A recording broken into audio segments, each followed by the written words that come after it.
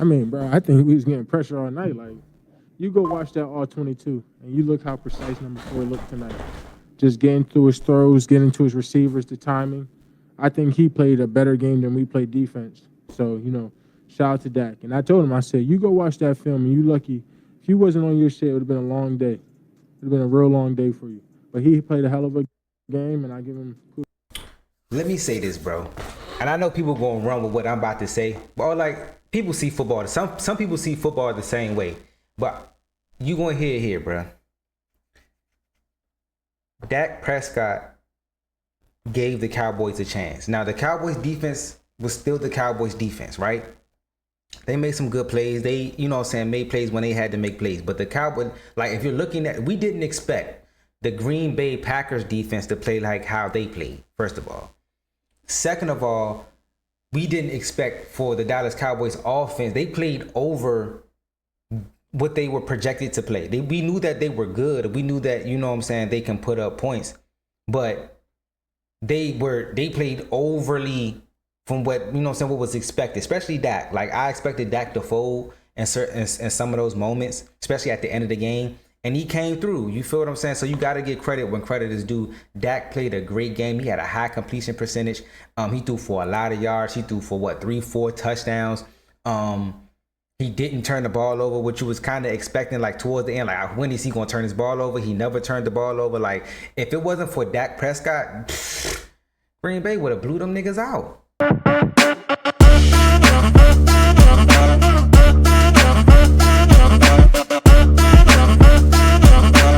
This was probably it was a lot of good games this weekend.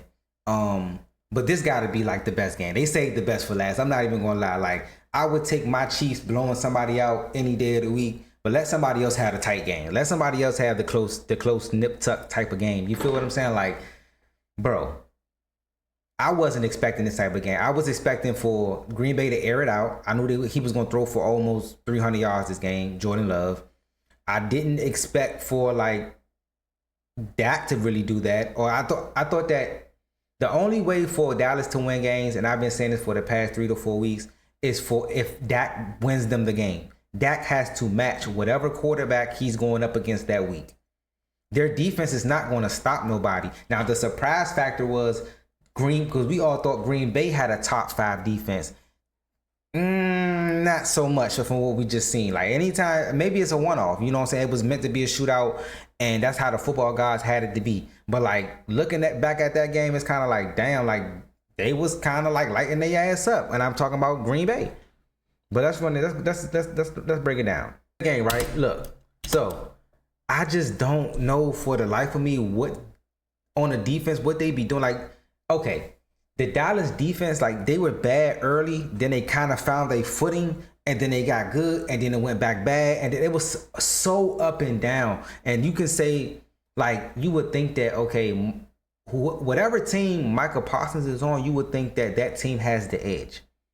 But they did a great job, and I'm talking about the Cowboys, they did a great job in nullifying him when it came down to him rushing the passer, when it came down to them running the ball. They did a great job and a great game plan for him. So you would think that somebody else would step up. And if you look back at the Green Bay defense, nobody really on that defensive line stepped up. Rashad Gary didn't step up.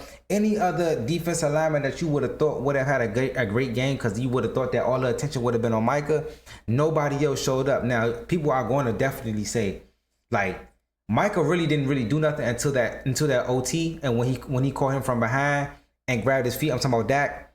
He really didn't show up this whole game. If you really break down Micah Parsons this whole game, and he was talking about the R22 with Dak, if you do the R22 with Micah and break down every play that he was in, he really didn't do too much. I'm just keeping it a bean. But let's run this. I don't know how he gets behind him. Those are deep balls. 2 of them right there. 2 of them right there, bro. The Dallas defense got a lot of work to do. Just because this was an exciting game to see, because we've seen a lot of scoring. At the same time, the defense on both sides on both teams, they have a lot of work to do. They was talking about how good the Green Bay receivers are off the line, getting their releases off the line, which I didn't really know that that was a thing in Green Bay ever since Devontae Adams left. But this little inside move that he's gonna put on this corner right here, and that's why I said, bro, if you're gonna pay a corner, it's gotta be this is one-on-one. This is mano-y-mano. This is the guy that you just paid. Like, I'm sorry, if I'm Jerry Jones, that can be another number 20 out there. If this is going to happen, put another number 20 on this side and give me Micah Parsons. And keep that offense. We got a chance to win because Micah Parsons gonna make a play somewhere in this game that's gonna, you know what I'm saying, tip the scale. You feel what I'm saying? So it's like, bro, you paid all. This is bland, bro. I'm gonna beat you with the fade this time, bro. Never got his head turned around. None of that, bro. Beat off the ball. Now, this is the other corner. This is what I'm saying about team building. Like, Dallas has great talent on the offensive end. If they can get the defense right, it was some seasons they had both. Like the years that they went to the playoffs, they had both. They had their defense was good, their offense was good. They just didn't play well in the biggest moments. But like this is what I'm saying, bro. When I break down team building and why him paying DeRon Bland was irrelevant. He should have got some money, but not the money he got. And he should have cut that in half and gave whatever Micah Parsons wanted and dealt with whatever Micah Parsons was going, because Micah Parsons is just one of them players that you deal with that shit for. You feel what I'm saying? And people could bring up that he didn't have a good game or he didn't flash off your screen during this game. At the end of the day, he made a play that saved them from getting a touchdown on overtime, because you know, I don't think that Green Bay would have got a touchdown. You dig what I'm saying? Like, they was having a rough time scoring as well when it came down later in the game. But last time he beat them on the fade. This time, I'm going to beat you on a slant. Bye-bye. Now, tell me the difference in between the two corners. One corner you didn't pay. The other corner you did pay. This is a rookie. The other corner is a vet. He did the same thing to both of them, bruh. And this is Romeo Doubs. We're not even talking about Devontae. We're not talking about DK. We're not talking about Tyreek Hill. We're not talking about Jamar Chase. We're not talking about Justin Jefferson. We're not talking about Puka Nacua. Like, we're talking about Romeo Doubs. No disrespect. Just cook both of your corners, bruh. Strong hands, bruh. Nobody, strong hands. You feel what I'm saying? You went and got George Pickens. It opened everything back up, like when y'all had Amari and when y'all had CD. You did what I'm saying, because y'all can kill them on both sides. You did what I'm saying. So you're gonna see basically, this is one-on-one coverage on the outside right here. The safety actually reads it well. This is basically like George Pickens bailed me out, because the way the ball is thrown is like, this was supposed to be picked off if the safety wasn't ass. I'm not gonna call him ass, but like if he was playing the ball. If the safety was playing the ball and not playing whatever the fuck, I don't know what the fuck he's playing, then this is supposed to be picked off, or this is supposed to be a breakup. Like, watch it again, bro. He's gonna lob this up, right? This is like, basically, the safety is playing center field. He sees it. He has his eye on the ball. He's looking at everybody's looking at the ball, bro. Like, what? This is why they don't be wanting, you know what I'm saying? In the second. That's why you rarely see them in the secondary. I'm just saying. This is why, bro. Like, in any other case, bro, George Pickens is definitely not supposed to make this catch. Old school football, he getting his head knocked off, first of all. But it's not old school football. New school football, you supposed to be talented enough to make a play on this ball, because you have watched this ball the whole entire time you've been running over here, bro. What are you doing? Like, that, and it's a great catch, by the way. Like, great catch.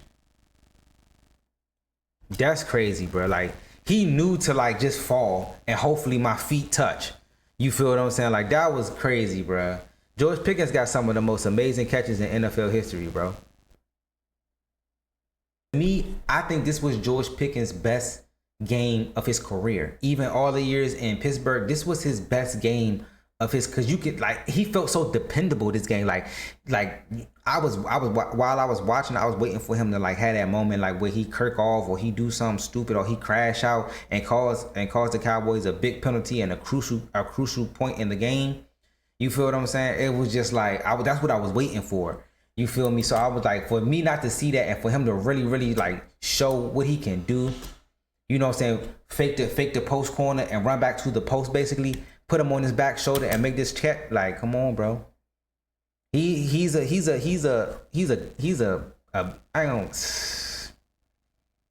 maybe he don't got the numbers to say he top 10, but he got the athletic ability. He has the talent to say he's top 10. You feel what I'm saying? So this is the first drive back out from the second half or whatever. Like I said, the Dallas Cowboys are not going to really stop nobody. They was both teams were like they were driving at will. It wasn't like there was any type of pushback. If you would ask me, either get a turnover, you know what I'm saying? Like you got to think about it. Like if the Green Bay Packers play a clean game, the Cowboys don't win this game. You feel what I'm saying? Because the Cowboys never turned the ball over. I don't think so. The Cowboys never turned the ball over, and they came out with a tie. You got the blocked field goal, and then you had the fumble. You feel what I'm saying? So that's basically like 1.5 to 2 turnovers right here. But we looking at this basically this play action. Tucker Krabs is a dog. You dig what I'm saying? Like for him to make this catch and the run is crazy. You dig what I'm saying? Like just the everything has just the evolution of football and certain positions has just been crazy. The tight end position, field goal kicking, quarterback play, receivers. I want to say DBs a little bit. Like take that back. Pass rushing, offensive tackles, things of that nature. Like the evolution of certain positions has just been ridiculous. So, like I said, like the defense after like the second half, this was a shootout. Like this is like we didn't figure y'all out, y'all didn't figure us out. Like when I'm talking about like offensively wise, you feel what I'm saying? Like cool, whatever, right? So this is basically Dak Prescott there in a 3 wide receiver set right here. As you can see, they're in a basically they have the safety in the box. They have a 1 high safety. The safety is in the middle, right? So we don't know if it's man or if it's zone just yet. Boom. As you can see, he's gonna flare out. He has him. Boom. This kind of looks like it could be man. It is man actually, and he's gonna come across. Dak just puts this on him. A big body receiver and Justin Ferguson, who my dad think highly of, but I think he's okay. But he thinks highly of. You know what I'm saying? And that's a hell of a pass right there, bro. That's a hell of a pass, hell of a catch. You know what I'm saying? Like Dak, like I said, Dak played so well. Dak was the multiplier. This game, he was the multiplier. Like if Dak don't play well, they gonna lose this game. It took for like Dak to play perfect and Green Bay to play down for them just to tie though. So I'm telling y'all gotta look at this a certain type of way. Yeah, the game was fine, but if I'm a Cowboy fan, I'm kind of like still like on a I don't know yet, for the simple fact that y'all played y'all best game